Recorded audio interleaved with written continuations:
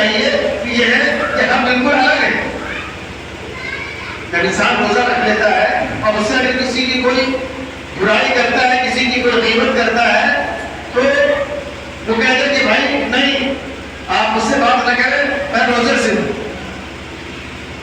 اچھا ایک بات تو یہ ہے, میں بات بدلاتا چلو کہ بہت سے لوگ جو سمجھتے ہیں بھائی کہ روزے کی حالت میں کسی کی برائی کرنا, کسی کی غیبت کرنا یہ تو بری چیز ہے,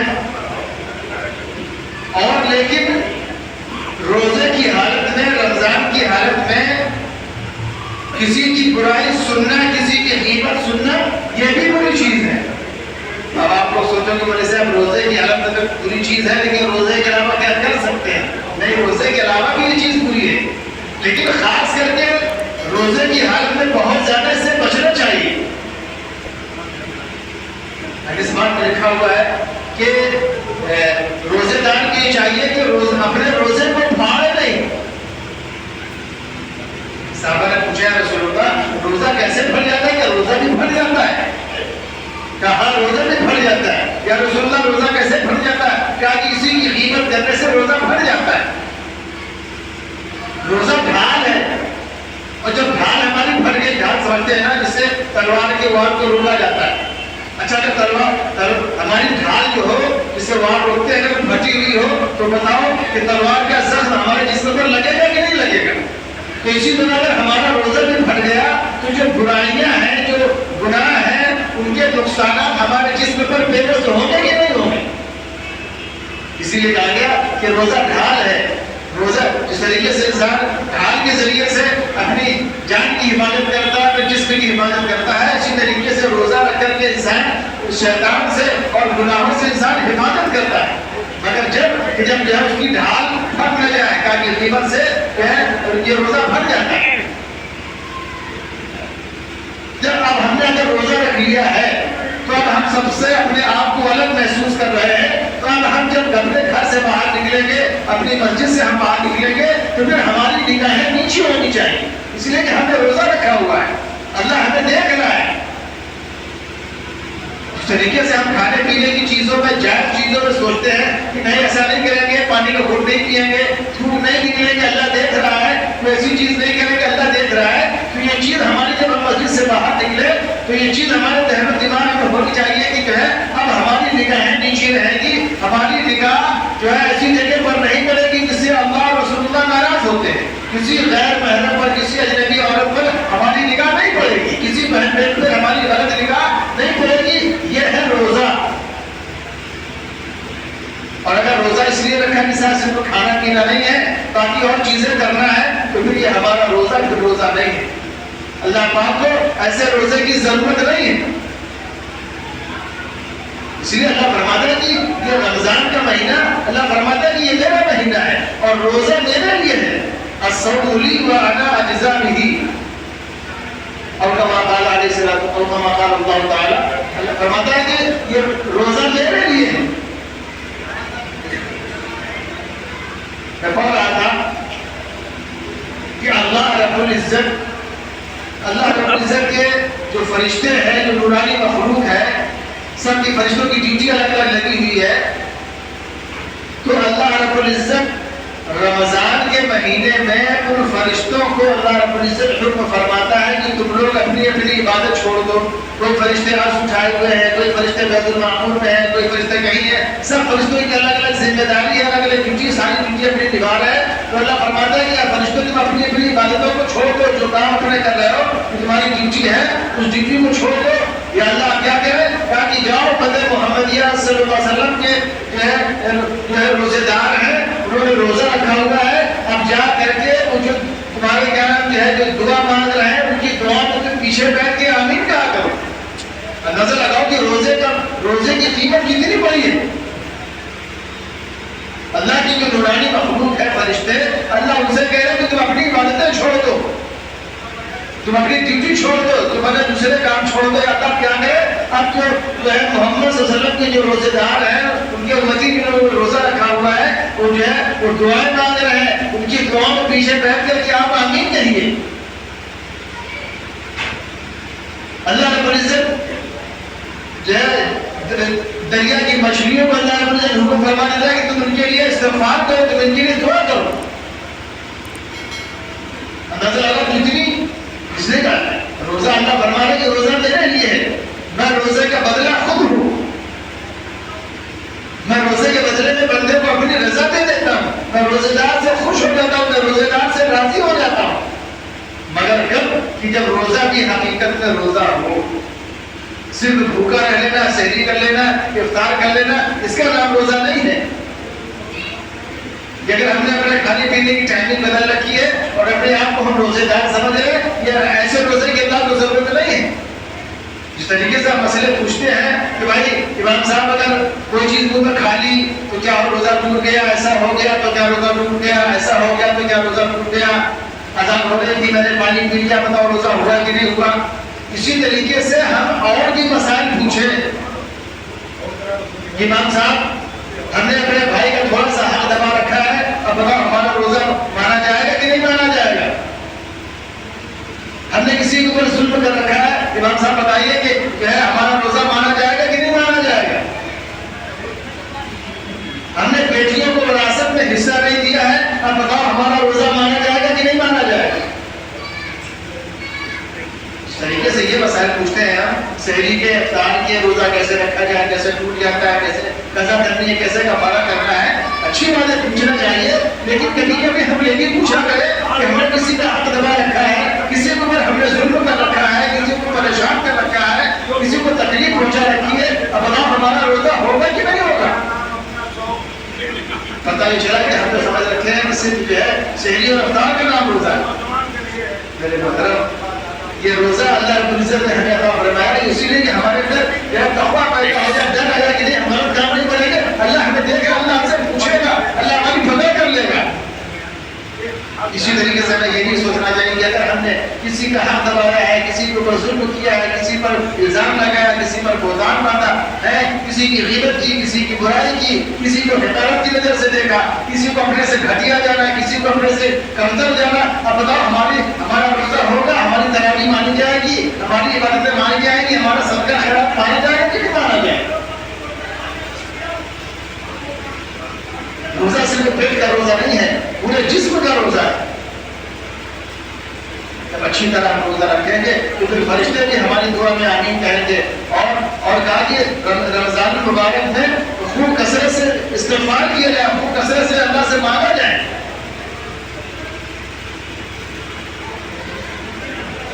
سحری کے وقت، افطار کے وقت دعائیں قبول ہوتی ہیں. کہا کہ جو ہے تین آدمی کی دعا اللہ پاک کبھی رد نہیں کرتا. ایک اس شخص کی جو انصاف کرنے والا ہو، نہ بادشاہ ہو یا کوئی اور کسی تنظیم کا ذمہ دار ہو، کسی معاشرے کا ذمہ دار ہو، اگر جو ہے جو انصاف کرتا ہے، حق بات کہتا ہے، سچی بات کہتا ہے، اللہ اس کی دعا کبھی رد نہیں کرتا، رہے گا نہیں کرتا.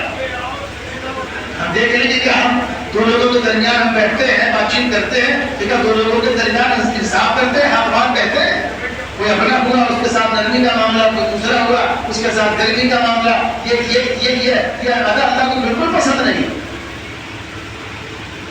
جب بھی ہم کہیں سچی بات کہیں، اچھی بات کہیں، حق بات کہیں، کسی کو کڑوی لگے تو لگ جائے، کسی کو خراب لگے لگ جائے، لیکن ہم دوسروں کے چکر میں اپنی آخرت برباد نہ کریں. دوستی کے چکر میں، تعلقات کے چکر میں ہم اپنی آخرت برباد نہ کریں، اپنی قبر برباد نہ کریں.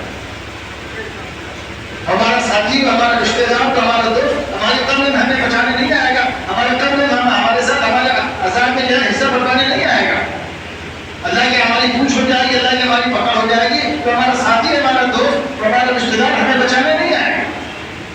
تو جو ہے انصاف کرنے والا اور دوسرا روزے دار کی بھی اللہ کبھی دعا رد نہیں کرتا.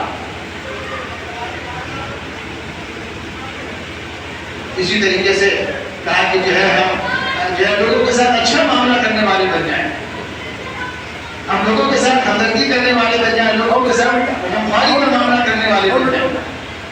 اور اب یہ جو عشرہ چل رہا ہے یہ مغفرت والا عشرہ ہے. پہلا حصہ رحمت اور دوسرا حصہ جو ہے وہ مغفرت ہے. تو اب ہم یہ جو بیچ کا جو حصہ ہے اس میں ہم اساتذہ سے متوجہ رہیں، اس میں ہم اللہ سے رد ہو کر کے اپنے لیے اور اپنے تمام بلکہ پوری انسانیت کے لیے ہم اللہ سے دعا مانگا کریں شہری کے وقت ہوتا ہے وہ بڑی قبولیت کا ہوتا ہے، افطار کے وقت بڑی قبولیت کا ہوتا ہے، اس میں پہلے سے ہم انتظام کر کے بیٹھ جائیں اور کم از کم 5-10 منٹ جو ہے اللہ کے سامنے کرم کرم آنسو بہا کر کے اپنے لیے اور سارے انسانوں کے لیے جو ہے دعا مانگا کریں. اس وقت دعائیں قبول ہوتی ہیں، مغفرت ہوتی ہے. اللہ سحری کے وقت جو ہے فرشتہ ایک اعلان کرتا ہے کوئی بخشش کا طلبگار جس کی بخشش کر دی جائے، ہے کوئی جو ہے روزی کا طلبگار جس کی روزی میں اللہ برکت ڈال دے. اللہ جو ہے روزے داروں کے لیے جنت کو سجواتا ہے اسپیشلی طور پر، پورے سال جو ہے جنت میں سجاوٹ رہتی ہے، اس لیے اس میں جو ہے اس میں روزے داروں کا اکرام کرنے کے لیے. میں نے پچھلے دنوں کو بتلایا تھا کہ اللہ رب العزت اپنے روزے دار بندے سے اتنی محبت کرتا ہے، اتنی محبت کرتا ہے. اللہ فرماتا ہے کہ روزے دار کی جو پیٹ کے خالی ہونے کی سالگی سے جو اسمیل آتی ہے، اللہ فرماتا ہے کہ یہ ہمیں مشک سے زیادہ ہمیں اچھی لگ رہی ہے. اللہ کی طرف اللہ وہ بندہ روزے دار اتنا محبوب ہوتا ہے. ایک دروازہ اللہ رب العزت نے خاص کر رکھا ہے جنت میں کہ اس سے صرف روزے دار ہی انٹری کریں گے، دوسرے کسی کے اس میں داخلہ ہو نہیں سکتا. اگر دنیا کے اندر ہمیں کسی خاص مسند پر بیٹھا دیا جائے، خاص جگہ پر خاص تخت میں بیٹھا دیا جائے یا کسی خاص گیٹ سے ہمیں داخل کر دیا جائے، کتنا ہم خوش ہوتے ہیں. مجھے یاد پڑ رہا ہے میں طالب علمی کے دور پر ایک مرتبہ دلی مرکز جانا ہوا تو وہاں پر اس وقت کا یہ اصول تھا کہ عام آدمی ایک راستے سے جاتے تھے اور جو علماء کرام ہوتے تھے وہ ان کے لیے ایک اسپیشلی گیٹ تھا، وہ وہاں سے گزرتے تھے. تو کچھ ہمارے ساتھ میں اور 2-3 ساتھی تھے طالب علم، تو ہم لوگ اس گیٹ سے جانے لگے تو وہاں پر ایک صاحب کھڑے ہوئے تھے، کہا کہ بھائی آپ کیا عالم ہیں؟ میں نے کہا نہیں بھائی میں تو پڑھتا ہوں مدرسے میں طالب علم ہوں. تو کہا کہ اب آپ لوگ اس گیٹ سے جائیے، یہ گیٹ صرف اور صرف یہ علماء کے لیے. تو اس وقت احساس ہوا کہ کاش، حالانکہ چھوٹے تھے لیکن احساس ہوا کہ کاش اگر ہم عالم ہوتے تو ہمیں بھی اسی گیٹ سے جانے کو ملتا.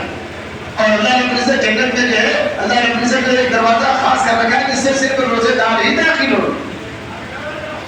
پتہ یہ چلا کہ روزے کی اہمیت اللہ کے نزدیک بہت زیادہ ہے. روزانہ اللہ رب العزت 10 لاکھ جہنمیوں کو روزانہ اللہ پاک جہنم سے نام کاٹ کر کے ان کا جنت والے رجسٹر پہ اللہ پاک لکھتا ہے.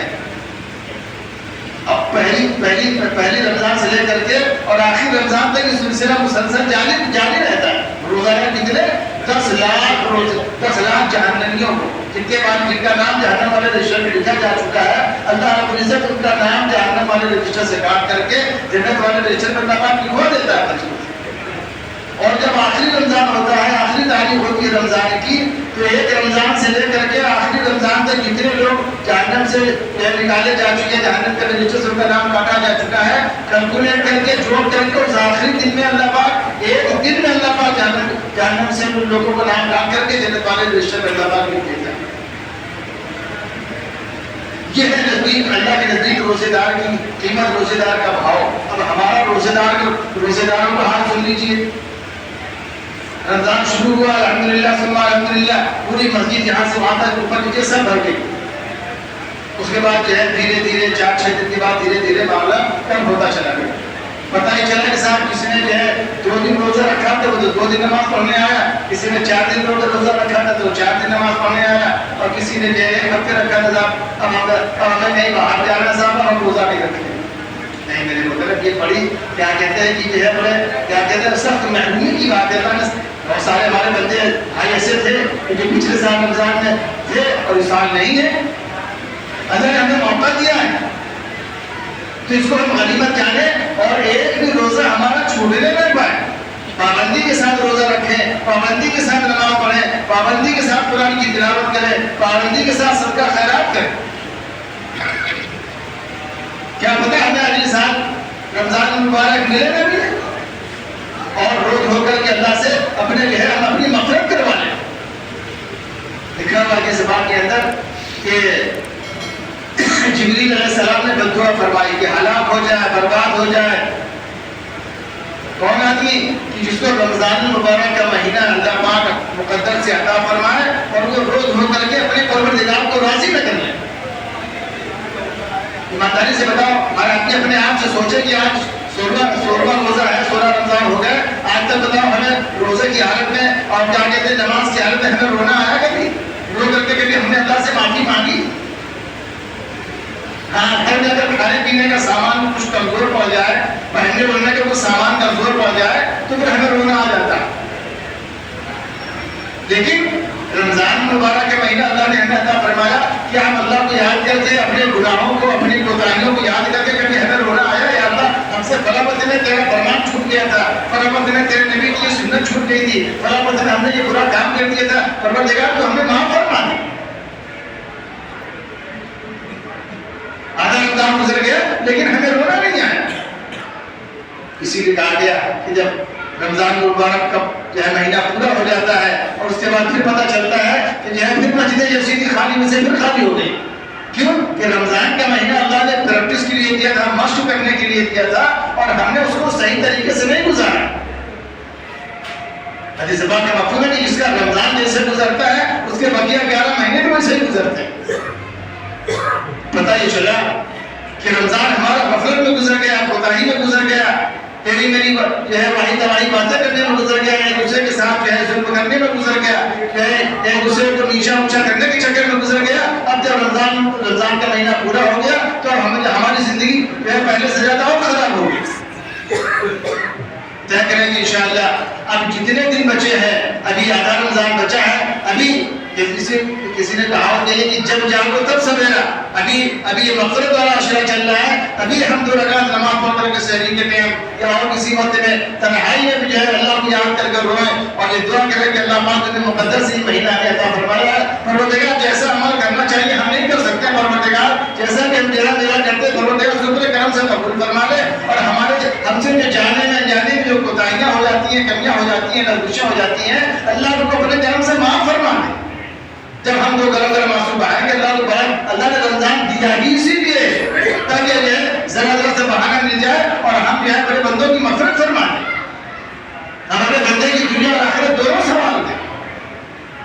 لیکن حضرت شیخ نے لکھا ہے کہ رمضان کا مہینہ گویا کہ جو ہے صرف ہم لوگوں نے یہ سمجھ لیا کہ صرف کھانے پینے کا مہینہ نہیں. میرے مطلب کہ رمضان کا مہینہ اللہ کو راضی کرنے کا مہینہ ہے. یہ رمضان کا مہینہ رسول اللہ کو راضی کرنے کا مہینہ ہے. اگر ہم نے رمضان کے مہینے میں اللہ کو راضی نہ کیا، رمضان کے مہینے میں رسول اللہ کو راضی نہ کیا تو پھر ہمارے لیے اور کون سا وقت ہے؟ اللہ پاک کہنے والے کو بھی عمل کی توفیق نصیب فرمائے اور سننے والوں کو بھی اللہ عمل کی توفیق نصیب فرمائے. وآخر دعوانا الحمد للہ رب العالمین.